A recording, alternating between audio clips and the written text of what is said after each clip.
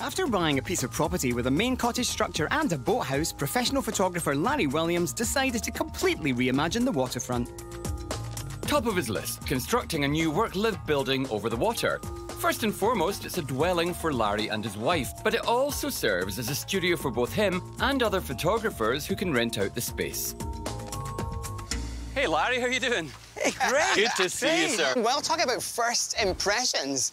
This is awesome. Well, glad you like it. Location clearly is everything, and you're positioning right beside the water with this incredible array of granite. This granite is over 3 billion years old. That's even older than Colin. Wow. And to have all of that glass is a really big statement that you clearly decided to make. It's just absolutely simplistic and beautiful. So would you like to see the inside? I would love, thought you'd never ask. Can we have a snip around? Come on. Sure.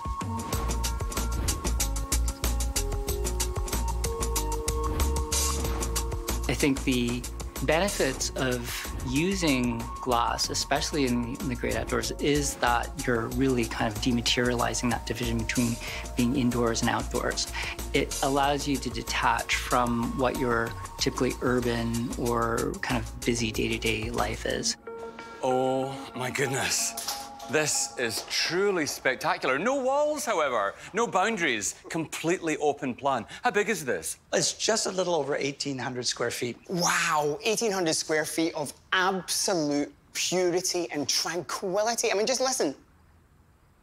Just silence. You know what this feels like? It feels like an art gallery. It should feel like an art gallery because that was one of the criteria that we gave to the architect. Now, as a professional photographer, you're using this as somewhere to conduct your business, as well as somewhere to retreat from the stresses of life. How do you combine those two functions? Well, that's true. We actually built this to be used as a photo studio. So the glass is called ferrous-free glass. That means there's no iron in it. And it's the iron that gives you a green tint to the glass. It's really worth it because you have the beautiful experience of no color distortion as you're in here. It's the ultimate daylight studio. You know, and you've got an amazing deck, unlike any deck I've ever seen. Curved glass, it's almost invisible to the eye. You know, you can look right through it. It's not an obstruction at all. A lot of people might be concerned that when you live in a glass home, you could either be far too hot in the summer or far too cold in the winter. How do you balance that? Well, you're absolutely right. The biggest challenge is the summer, cooling in the summer. So we have geothermal that use the lake water to help cool the place. Geothermal heating in this context is actually geo-exchange. We take the heat out of the building in the summertime and deposit it into the ground or a nearby body of water. And then in the wintertime, we extract that heat and use it in the house. We can open these sliding doors. Each sheet of glass is basically about 500 pounds. Wow. And you can move it with one hand. Right. Watch this. 500-pound door, 2 fingers, right? Come on! You have this absolute widescreen view of the lake. Spectacular. I'm pretty lucky. Oh, my word. Yeah. What's most special about using glass as a primary building material is its transparency. It allows the connection to nature. Should we look upstairs, yeah? Yeah. So it's a one-bedroom, this whole thing, isn't it? It is a one-bedroom. Larry, talk about a stairway to heaven. Wow. Wow. It's interesting. Downstairs, you've used clear glass to really embrace the great outdoors. Upstairs, you've got this translucent glass, which gives you that degree of privacy. Yes, we have privacy up here. Okay. It also is a ferrous-free glass, so there's no green tinge to it. So you maintain that beautiful white feeling throughout the place. Wow. Oh, hello. Retract that glass. Oh, wow. I mean, it really is truly spectacular. We wanted it to feel clean. We wanted it to have beautiful light, and we wanted to have as little obstruction of the view as possible. And wow, did we get that. You did. You don't have to go to a window. You just have to be in here. It seems like the use of glass, the position on the water, it's all about the connection to the great outdoors. You said it perfectly. It's not about the building itself. When you're here, after a while, the building disappears. Yeah. Do you know, Larry, clearly you're an art lover. You've got some beautiful pieces in here. But with this amount of glass, you are in the art. Absolutely. Glass is a really important part of this structure, and it's one that makes it all the better. And where else can you actually have a bath and wave at passing boaters? That's kind of unique. It is unique. And it's absolutely breathtaking. Well, thank you. What an amazing space. brilliant location, fantastic design, and great, great atmosphere. I think you can be modern. I think you can have loads of glass. And the idea that you actually can have glass to give you exposure and privacy is a major takeaway for me. Everything about this spot is magnificent. Timber frame homes are not unusual in this part of the world. Yep, it would be hard to throw a stick without hitting a wood-built home around here. But this next home, well, it's taken the traditional timber frame and given it a modern and contemporary spin. Timber framing, or post and beam construction, is an ancient building method using large wooden beams carefully fitted and bound, with the joints secured by wooden pegs. The techniques used in timber framing date as far back as the Neolithic age. Traditionally, the timbers would have been worked using axes. Present-day timbers, however, are mostly squared with bandsaws. Hey, Brian. Hey, Brian, how you doing? Good morning. Welcome to Stony Lake. Isn't it great? Oh, just incredible. This is unbelievable. You ask yourself, where do you want to wake up? Right here at 5 o'clock in the morning or at 8 o'clock in the morning. It's a great site. This is, what, 6 years old? It is. What was there? You know, what was the original building like? The building that was here before was a 100-year-old typical home. I decided to take it down, and I have to tell you, when I got here and those pilings were up, I thought I'd built Stonehenge. Oh, my word. I thought, what have I done? I've made a huge mistake. But by the time the building was there, it all came to scale. The timber frame ties in so effectively with the standing pine trees that are here. It fits without standing out. Obviously, when you're building a home, there are loads of different types of wood that you can choose. And as I look up there, I'm seeing what I think is maybe Western red cedar, which is one of my own favourite lumber types. Yeah, a tiny bit of it. There's white pine. There is some fir in the cross members at the front of the cottage. It just made some sense to mix it up a little bit. By the time it's stained out, you really wouldn't know one from the other. View from the water is terrific. The view from 30 feet higher is even better. Fantastic. To kind of like go back to timber structure is very romantic because it kind of harkens to that era of handmade things, pre-industrial, meaning they would take large hewn trees, they would cut them down, kind of shape them roughly into usable pieces. So essentially it was kind of like a tent structure built like that. Wow. Look at the height in here. This is incredible. The wood, the exposure. There's so much heritage and tradition there. Allowing the light to penetrate from the back right to the front of the building just makes it seem so, so large. Frankly, the square footage is small, 1,100 square feet or thereabouts. What makes it so big, or feeling big, is 18-foot-high ceilings. 2 bedrooms, a really unique bathroom situation. There is that opportunity for some loft space up above, and it was built with that thought in mind. No need to reinforce or do anything after the fact. So it's a really welcoming and lovely contemporary design that uses lumber, timber, trees as its natural main component. Everywhere you look, different variants of timber, and it feels so architectural, yet it still feels really incredibly cozy. And again, it's the wood that does that. It's all about the beams, and that's what makes it connect with the forest on the far side, or the big pine trees that we have out front as well. If this were steel beams, I mean, that just wouldn't work. That just makes all the difference in the world. Timber is a very circular process. The trees are drawing down carbon from the atmosphere, and then we shape those trees into usable lumber. They sequester that carbon from the atmosphere while they are performing the function of the structure of our buildings, which they will perform for hundreds and hundreds of years. And then nature will then take back that lumber into the ground, decompose, and start the process all over again. A contemporary building and traditional build qualities. And you can see that so clearly when you look up there and you see the pegs and the way the timbers are being cut. It's just such a good connection. I was at the plant when all of these pieces were cut. 3 cranes swinging and moving all this stuff in, just like putting a big jigsaw puzzle together. There's a lot of very technical techniques in this home. The design was to cover up the pieces that join the beams together. And I said, I want to see that. It's another story to show, or another story to tell. Timber-framed houses are renowned for their longevity. The inherent strength of large timber posts and beams tied together using mortise and tenon joinery takes advantage of the strength of the wood. The logs naturally crack as the wood in a timber frame dries. This does not compromise the strength, but it does have the benefit of further tightening the joinery as the wood shrinks. What do visitors think when they come and visit you? What's their response? Well, if there's a word, it's wow. You know, clearly you did your homework. You knew exactly what you wanted, what you didn't want, which is really important. No disappointments. Yeah. 75 years, 100 years from now, this place is still going to be here. Timber frame is timber frame. It's going to be here.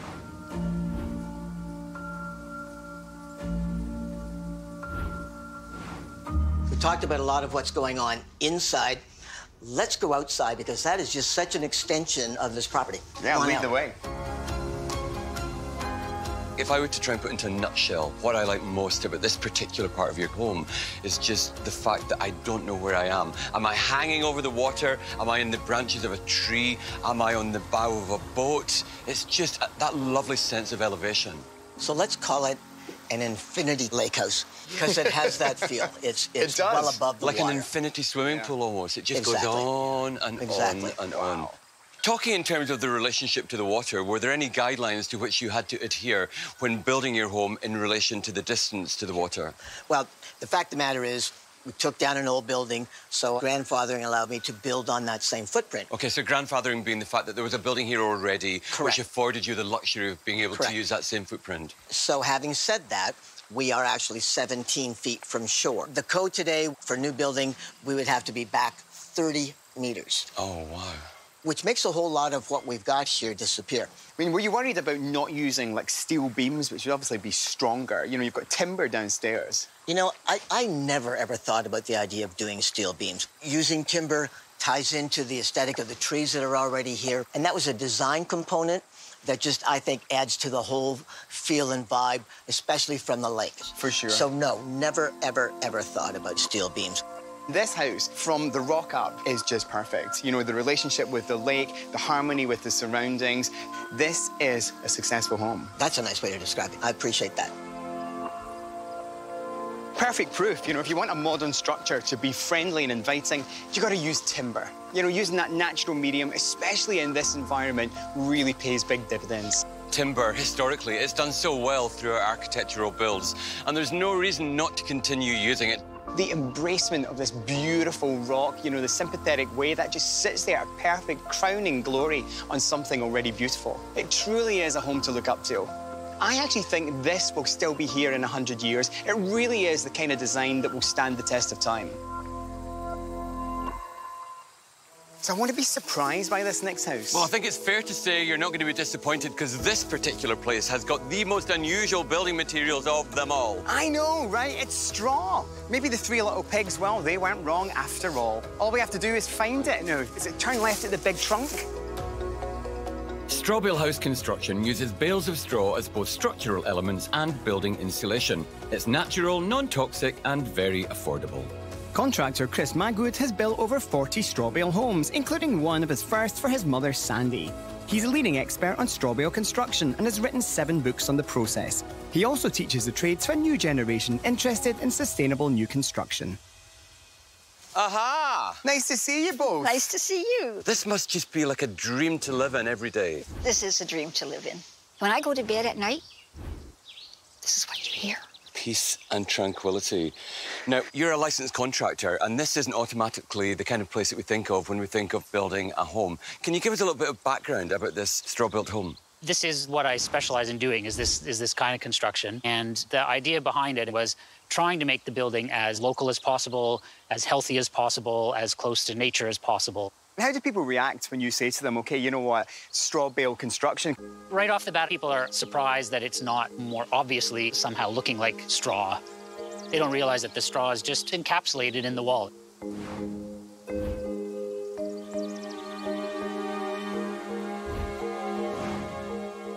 This is truly spectacular. Wow. There's a lot of space in here. In total, what's your square footage here?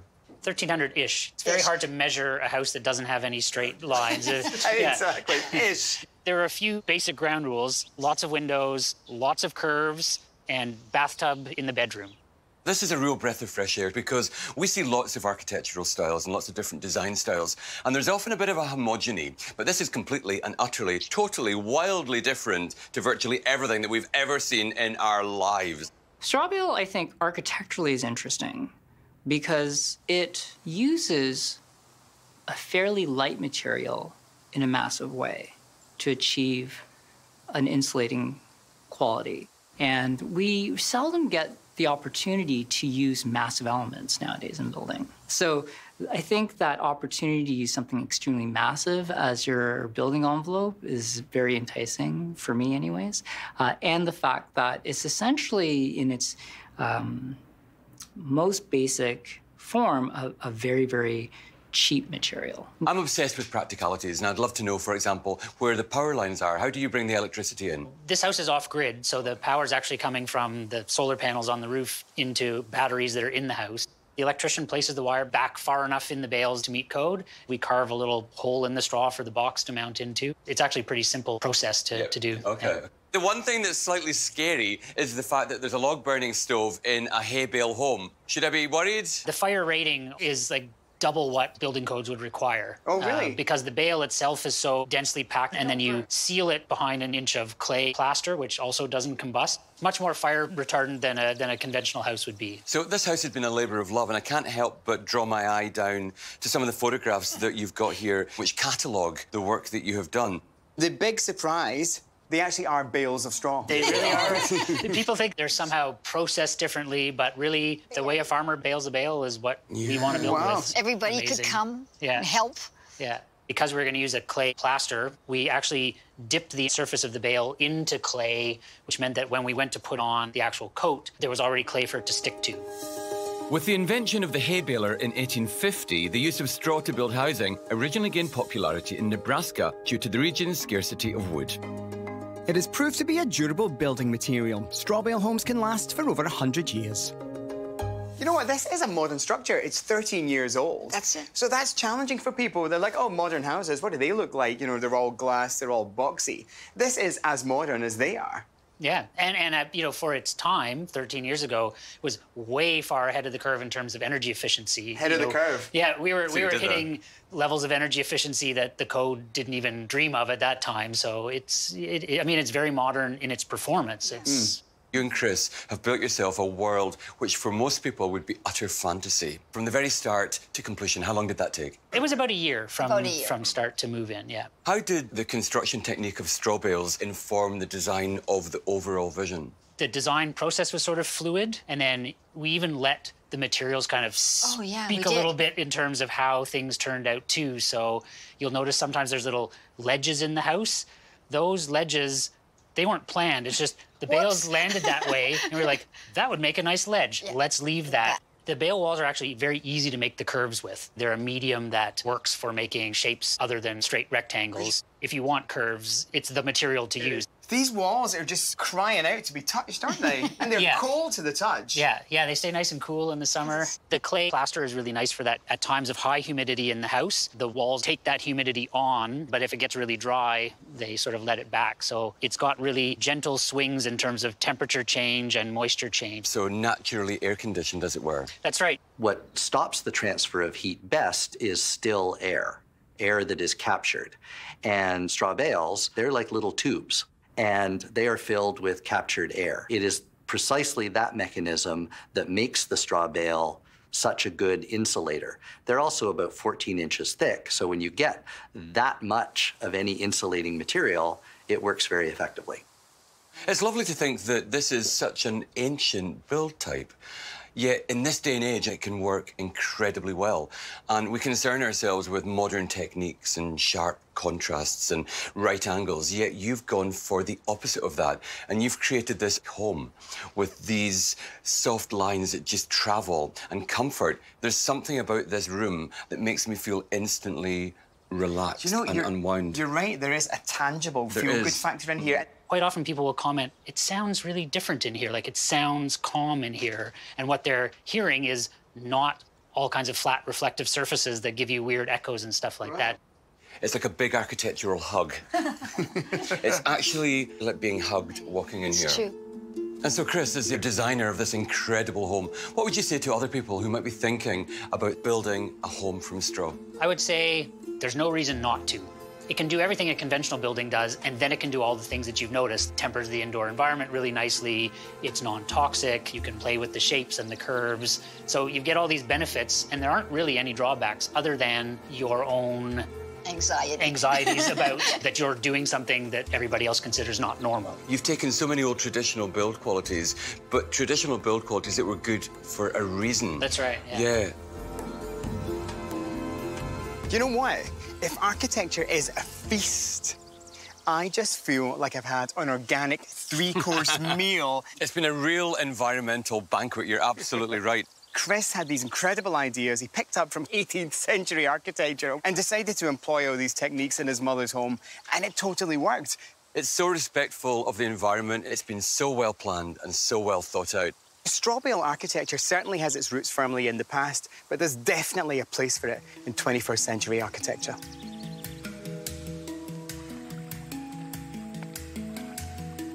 So, three very different escapes, but three fantastic properties. The one thing that they have in common, however, is the use of one dominant building material in the construction. Glass, Timber, and straw. Each material not only provides the key building component in the home, but that material also dictates the overall design of the structure. In the glass house, the ferrous-free windows allow for the ideal unfiltered light required in a photography studio. The timber-framed house uses traditional methods and natural materials to construct a home that blends in with its surroundings. The straw bale house takes advantage of the natural malleability of the straw and the dense nature of the bales. This creates a house that is both a celebration of soft curves and a well-insulated home, perfectly protected from the elements. The use of these very different building materials has produced three very different homes. But with one thing in common, they're all great escapes. I will never forget the hassle, Colin, of being a first-time builder in the middle of nowhere, but it came together beautifully. And so did the next house that we're about to visit. Yep, it's truly a sight to behold. We've all heard the mantra location, location, location. Well, this impressive 2,400 square foot escape, known as Black Birch, takes full advantage of its placement and sits naturally amongst the trees as if it's always been here. One of the key elements to a great building is the way it sits on its site, to take advantage of the sun as it moves through the sky, and of course the breezes to cool the interior. But sometimes these type of details can be overlooked by a first-time builder.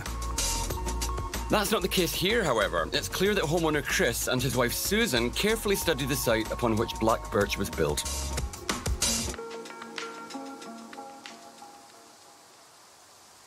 Wow. Wow. Well, I know why it's called Black Birch. Yeah.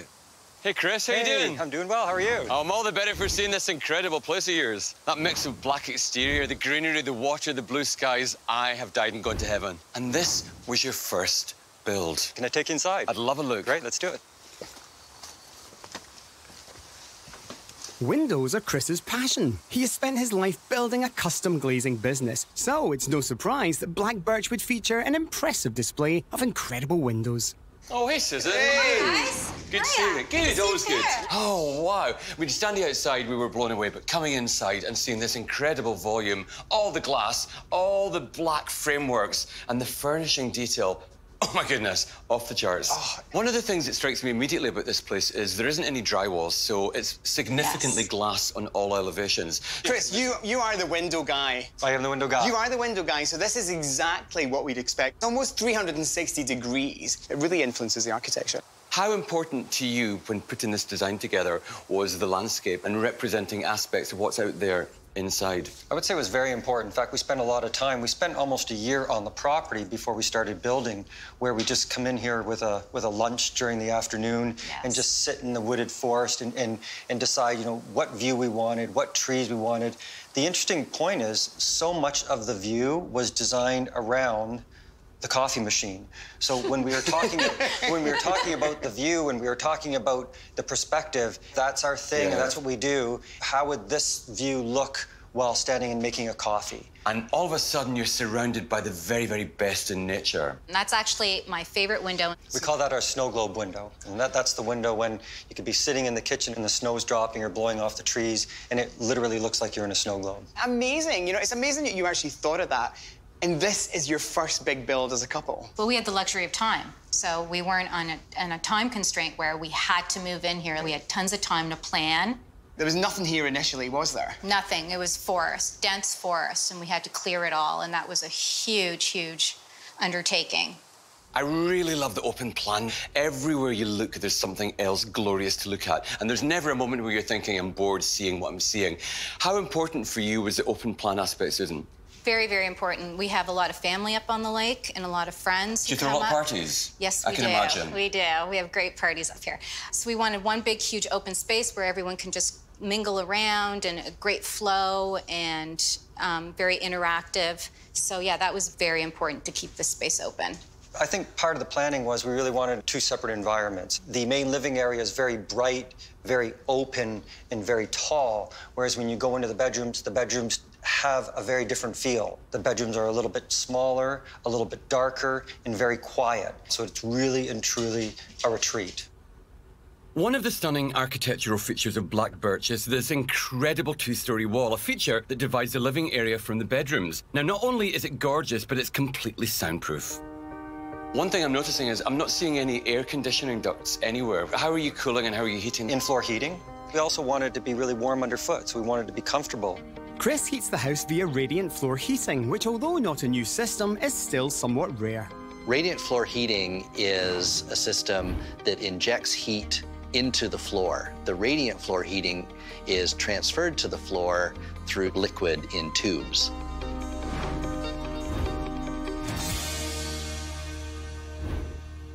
We don't have a cooling system. We've been working with something called an active house principle, and that is just having as many operable windows as possible, including entire moving walls of glass. So it allows for a very efficient airflow, so we don't need air conditioning. So that's really fancy speak for open a window. Pretty much. Yeah, okay. How do they actually work? Would you like me to show you? Yeah. Okay. It had to balance between as big as we can get, but not so big that we couldn't handle it. Wow. And they are just seamless. You know, that is so simple to do.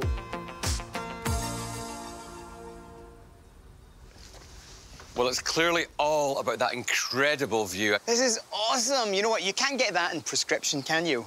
You know, that feeling, that sense of connection to water, and that wonderful feeling of tranquility you get. And you never tire of it, because it's always changing. So we could walk down here in the morning, and it could look completely different, and the sunsets are completely different again. So it's never the same. You could be in the same spot, but never get the same view.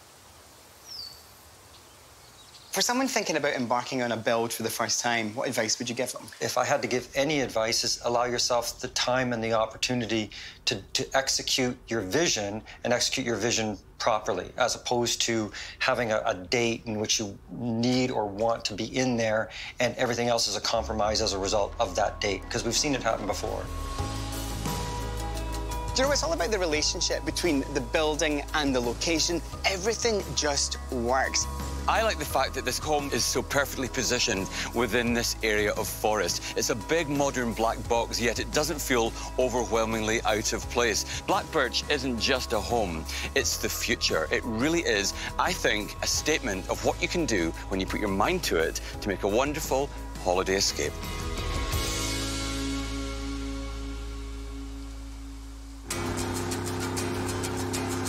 It was the Roman engineer Vitruvius who wrote that the three principles of good architecture are durability, usefulness, and beauty.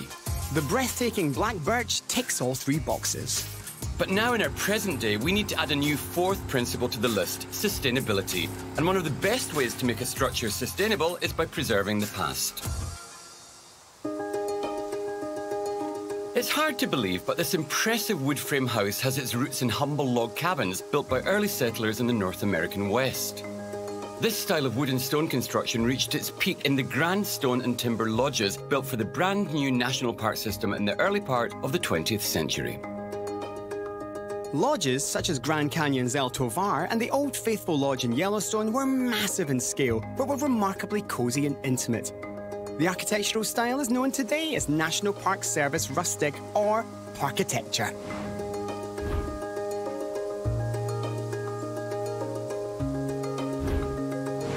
Okay, don't worry, Justin, it's not a prison. These walls used to be part of an old cooperage, and that, of course, is the place where they would make the barrels for whiskey and wine. I wonder if they've got any whiskey left indoors. What do you reckon? I think we're going to find out.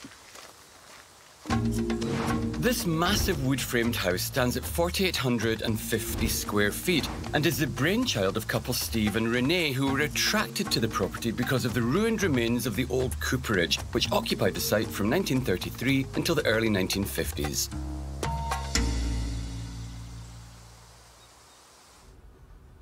Guys!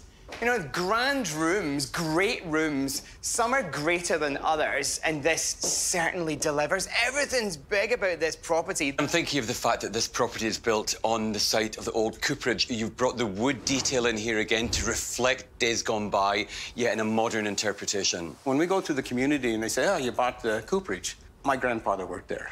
My uncle worked there. We used to play there as kids. So everybody that we've talked to almost has used this property, so why not have a great stone and wood building that matches up? So, Steve, how does that happen? You know, you find a great property on the lake, amazing walls. How do you then turn that into a home? Because this is a first-time build for you two. A lot of research, mostly in the States, Wisconsin, Montana, Missouri, Colorado in particular. And we visited, too, as well, a lot of log homes, and we looked at the kind of how they were set up, how the rooms flow. How tall is the ceiling? Because that's a mammoth. It's 26.5 feet. 26.5 feet? Yeah. Well, how can you be so accurate? I was up there. Okay. Yes, I did the staining and... Staining on that, yes. And put the beam up there with some help. I love the size of it because you can get lost in it if you want. You can go in your own room and it's great. You got the media room where you can go watch the sports and if you want. And we love the idea that friends and family can come and that we're not like on top of each other. We can spread out. You can be outside, you can be down at the fire pit, you can be out on the water, kayaking, canoeing. So we love that. Steve, is it important for you to actually capture a sense of history in your home? Because this is essentially a new build property, but it's got a great sense of heritage about it. It was very important. My family was a logging family in Oregon. My grandparents came from Europe and had a homestead, 165 acres, and they logged that. Then we just built the family business up, had our own sawmill. So it has a little bit more than just wood. It's, you know, the blood of my family, too.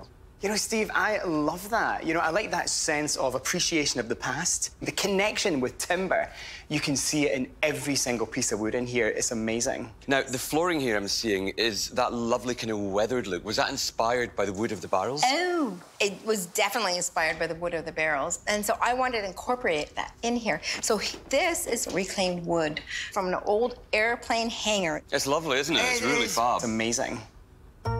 Sourcing reclaimed materials for a first-time build, you're using material which has already been harvested from the forest. So by using reclaimed materials, the energy which is used to produce a material, that embodied energy is already there. So that's one of the primary advantages of using reclaimed materials, as well as the aesthetic.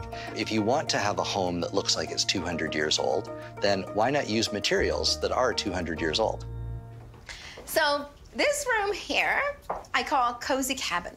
Okay, I can see why. I wonder why. You know, it feels like a cozy cabin. You know, the timber is beautiful. The bed is fantastic. I love the antique-style bedstead. And then we have the balcony where we can sit outside and we can look at the lake in the morning and have our coffee. Isn't it self-indulgent to have an amazing space like this where the two of you can be together and it feels like the rest of the world just doesn't exist? Well, you guys have done a load of work here, and this has been your first build, so a huge achievement. And for anyone who fancies doing this at home, you know, they think, OK, I'm going to build an escape. What advice would you give them? Start with the things that you love. Pick one piece that you love and then build around that. It has to be something that speaks to you in your heart. And this speaks to us in our heart. Yeah. You know, being here on the site of the old cooperage, it's great to see it breathe again. You know, this must have been the centre of the community. It's been uncovered, and there are people here enjoying this amazing site. For me, it's really exciting that Renee and Steve have built this place as their first ever home construction. It's a great big log home with all manner of fantastic detail. Be inspired, be yourself. That's the lesson from this house.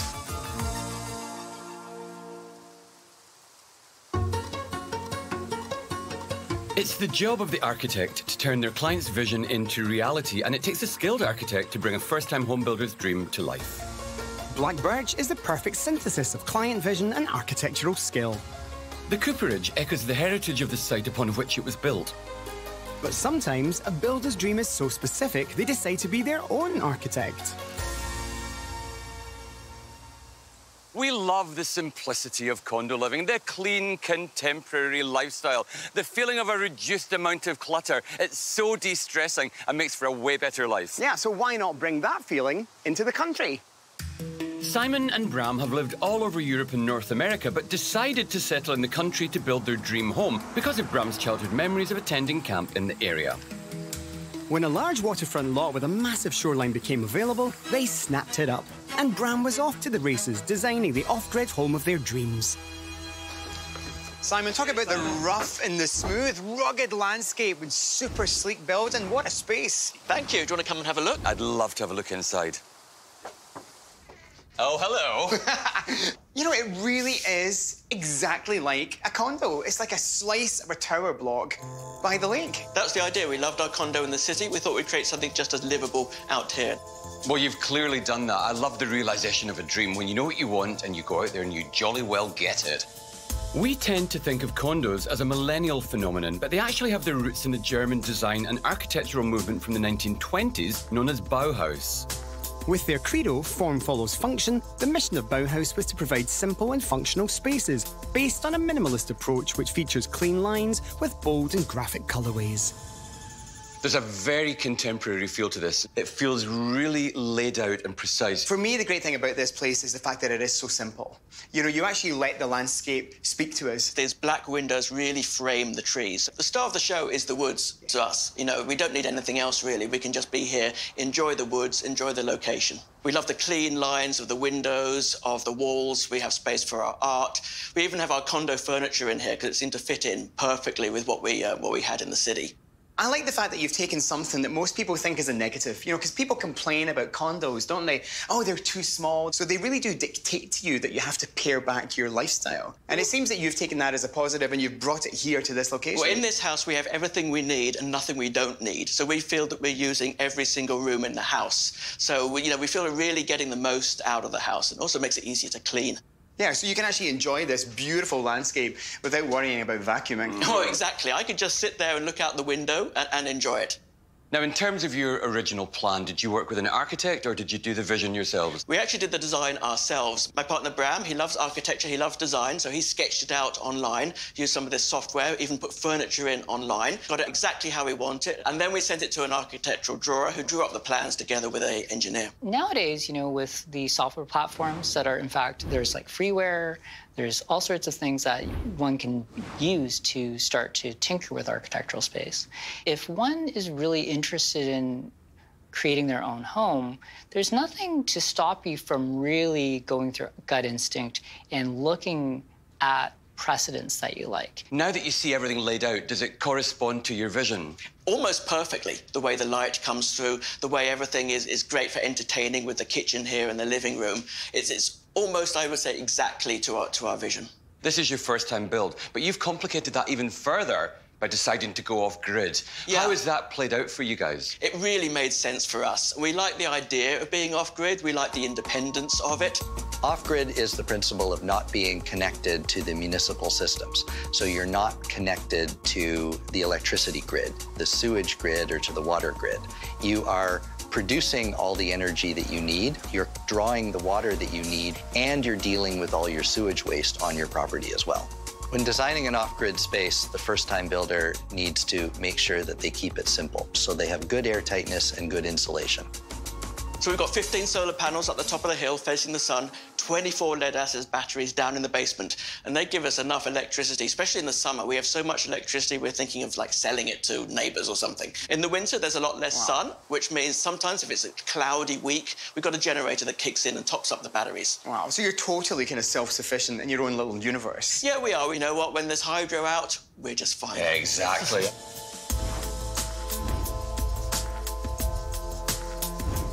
So it all sounds great, it all sounds really positive, but come on, be honest.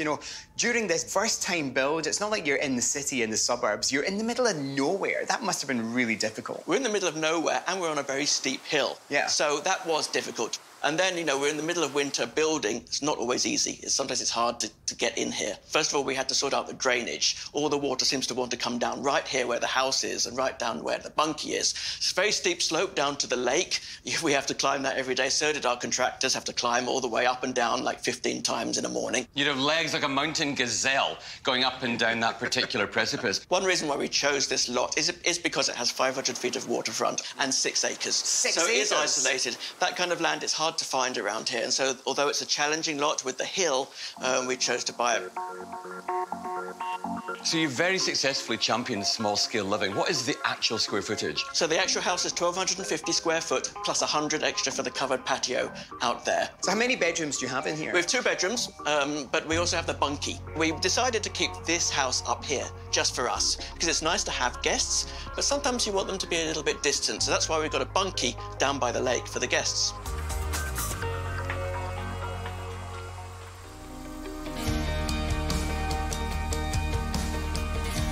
It's a challenge for any architect to connect 2 buildings on the same property with nothing except design. First-time architects and builders Bram and Simon rose to the challenge of tying this bunkie to the main house. It functions as overflow space for guests and echoes the architecture with the same simplicity of design, the same exterior materials, and of course, floor-to-ceiling windows with a spectacular view.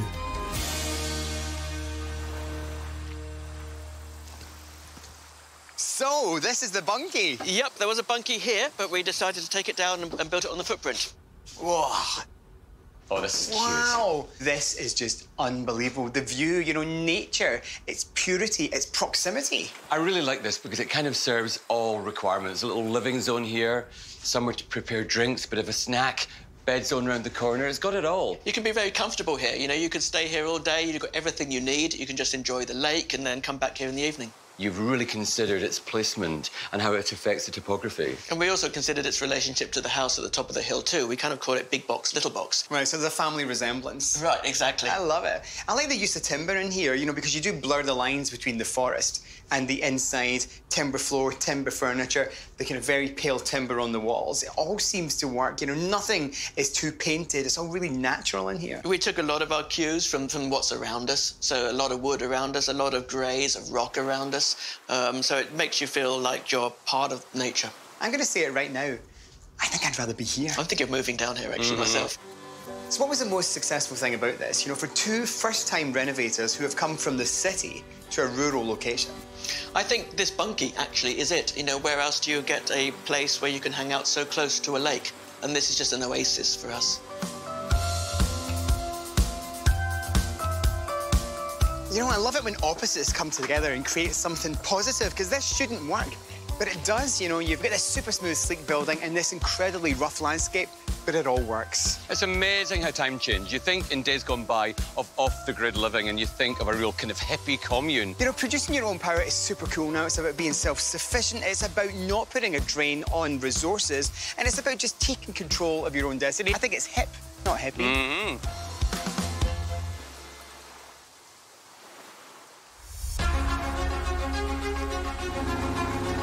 Now, they say that fortune favours the brave, and that certainly can be said for each of our home builders, because they haven't made it easy for themselves by choosing a rural location for their first-time builds. But it's clear, to build a great escape, these elements are important. Careful study of the landscape and patient planning to hone your vision.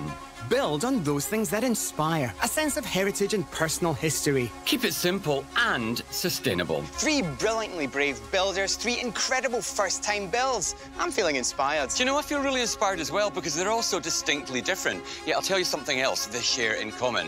The fact that they're all great escapes.